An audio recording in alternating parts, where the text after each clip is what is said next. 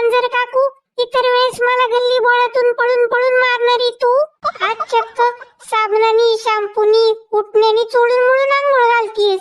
काळ उंदऱ्याशिवाय मला कधी हाक मारली नाही तू. आज तुझं एवढं प्रेम का तू चाललंय ग? अरे मूषक बाळा, आता गणपती बाप्पा येणार. आईच्या गावात चक्क उंदराला आंघोळ. तू बाप्पाचं वाहन आहेस ना. आता 10-12 दिवस चिखलात गटारात अजिबात लोळायचं नाही. छान स्वच्छ राहायचं. चोऱ्या माऱ्या करून खायचं नाही. बाप्पा पुढचा मोदकाचा लाडूचा प्रसादच खायचा. आणि आमच्याविषयी बाप्पानी विचारलं तर मांजर मावशी चांगली आहे म्हणूनच सांगायचं. अगं पण तू तर वाघाची मावशी आहेस ना.